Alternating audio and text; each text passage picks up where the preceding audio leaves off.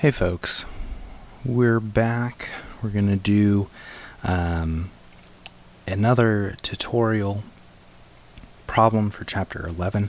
This one is talking about the impulse of two different collisions. You are about to throw two objects of equal mass, 1 kilogram each, at a wall in your room. The first object you throw is a rubber bouncy ball. It strikes the wall at 10 meters per second and bounces back at the same speed. The second object you throw is a ball of clay. The clay also strikes the wall at 10 meters per second, but does not bounce back. It sticks to the wall.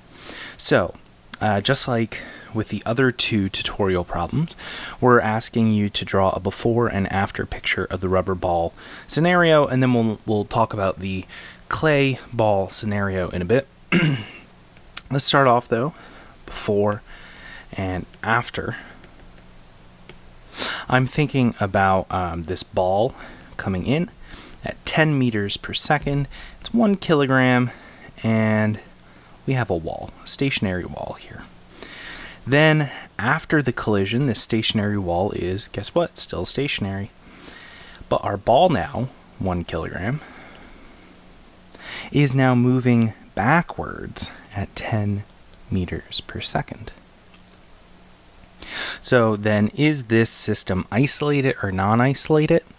If you've looked at the other two tutorial problems, we've talked about non-isolated systems being characterized primarily with an interaction between a wall or the floor or the ceiling or some sort of complex external network system of objects that is complicated, that's too complicated to actually involve in the whole system. So are we hitting a wall, a floor, a ceiling? Yeah, we are. In this one we actually are.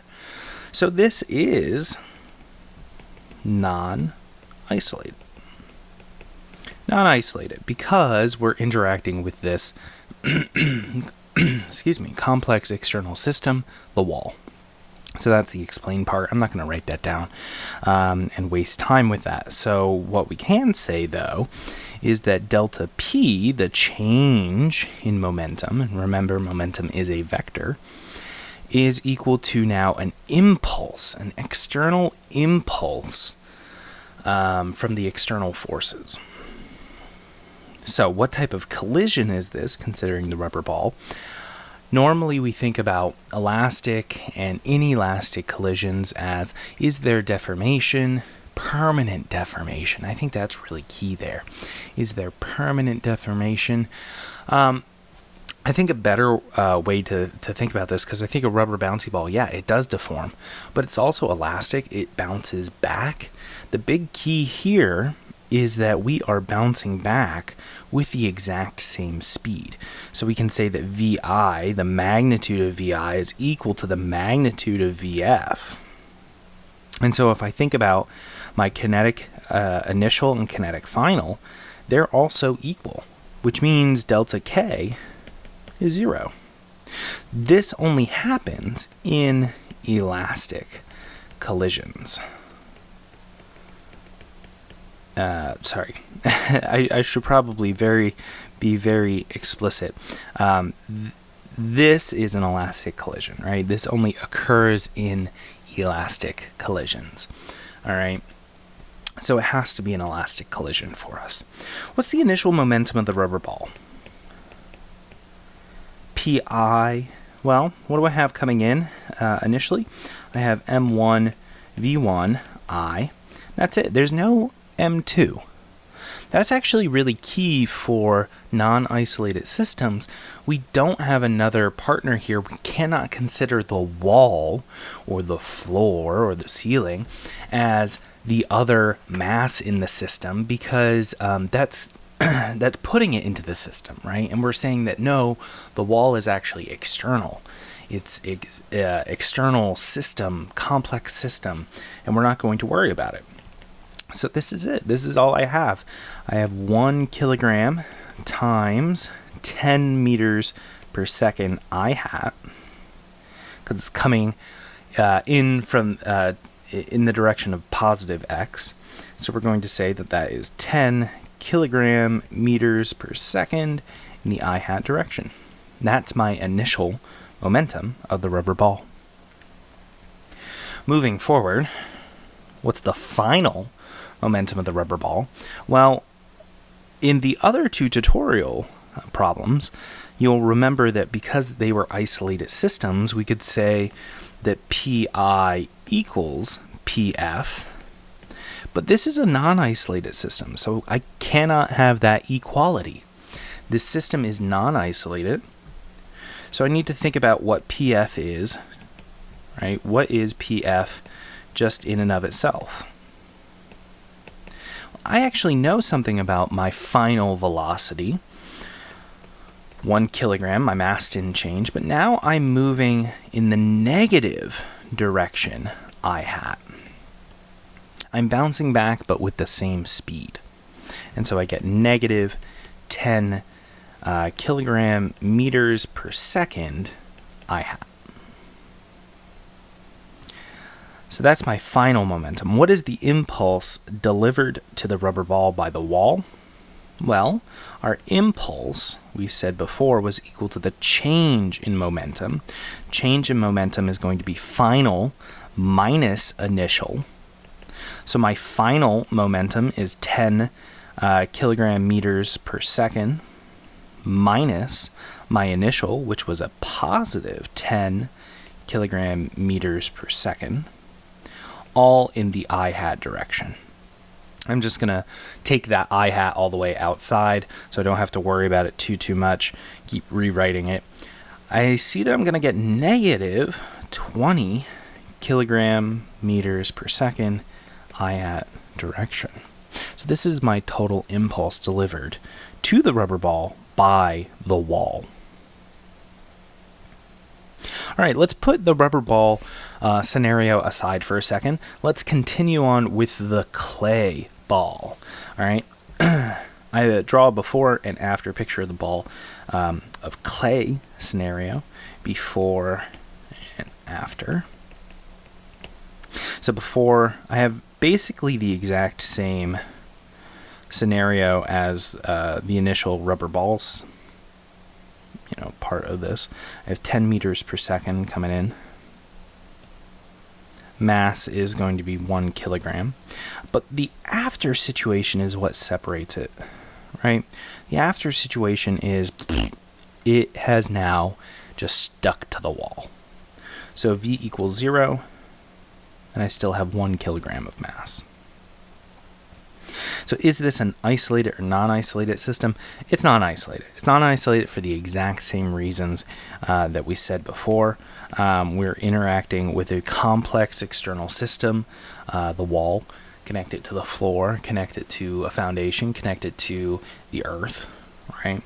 And so I think this is good enough of a discussion right now. Is this collision elastic or inelastic? There's deformation at play here, right? There's clearly deformation at play, so it has to be inelastic. Furthermore, I'm losing all of my kinetic energy. So I know that delta K is not equal to 0, right? We might even say that it's perfectly inelastic since the wall and the clay have the same final speed, 0. But keep in mind, we're not lumping the wall into this system. The wall is an external system in and of itself. And so it would be a little bit disingenuous to say that it's perfectly inelastic, but we're going to bring this up at the end. Again, we're talking about perfectly inelastic and perfectly elastic systems and how they compare with the momentum transferred. So this is good enough for now. What is the initial momentum of the ball of clay? Well, it's the exact same thing that we had for the elastic ball, the bouncy ball, right? It was 1 kilogram times 10 meters per second I hat. Right, I'm going to get 10 kilogram meters per second I hat. What's the final momentum of the ball of clay? Again, I cannot say that Pi equals Pf. I cannot say that, right? Because this is a non-isolated system. So I'm going to have to calculate Pf. Pf is M1 V1F. But V1F now is 0, right? So the entire final momentum is 0. Finally, what is the impulse delivered by the wall to the ball of clay? J is going to be equal to the change in momentum, right? So I have 0 minus my 10 kilogram meters per second in the I-hat direction. That was my initial momentum. So I get negative 10 kilogram meters per second I-hat. So now, this is our big question. Consider the change in momentum between these two systems. Which one experienced the larger impulse? And if we look at the impulse delivered by the wall to the ball of clay, we have negative 10. If we look at the one to the super bouncy ball, it's a negative 20. So the elastic collision delivered or experiences like 2 times the impulse that the inelastic collision does, compared to the inelastic collision. And in general, this scenario, where M2 is at rest, even considering isolated systems, an elastic or reflecting collision transfers 2 times the momentum compared to a perfectly inelastic collision, in which we can think of an absorption, right? Absorbing instead of just reflecting. And we can kind of show this. For an elastic collision, I'm going to have V2F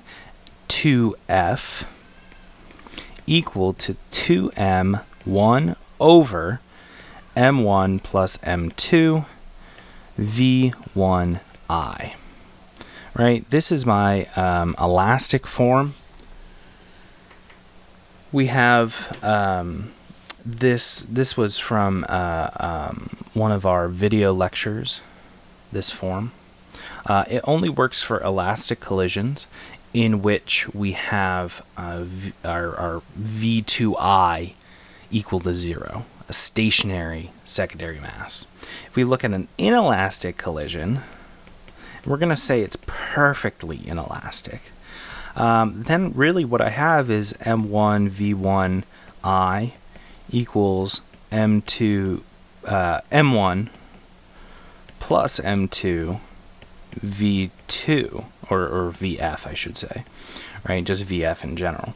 So if I think about VF, right, I'm going to have M1 over the sum of M1 plus M2 times my V1I.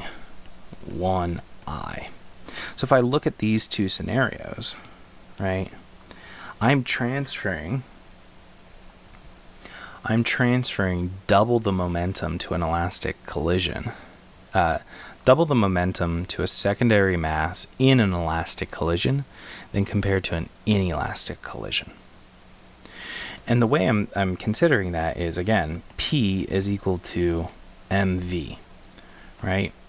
If both of these initial V's are 0 for mass 2, then doubling V in one scenario compared to the other one will double the momentum delivered to the secondary object in the first one compared to the second one.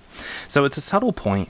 I'm not really expecting it to come up a whole heck of a lot, but there is an interesting problem of momentum transfer with light, which is really interesting because light has no mass, but it does have momentum. And if you look at the transfer of momentum due to light, there's a certain way that you can build a solar sail more efficiently one way than the other, which is to say, if your solar sail reflects, you actually get more of a boost from that light than if it absorbs perfectly. Now, that's kind of in the weeds. It's not super important, but it's a very interesting little problem. I'm happy to talk about that more in an office hour, say, or over email if you're interested. That is our kind of last tutorial here. You may not be looking at it last, but it's our impulse of two different collisions. If you have any questions with this one, shoot me an email or come into office hours and we can talk about it. Otherwise, I'll see you around.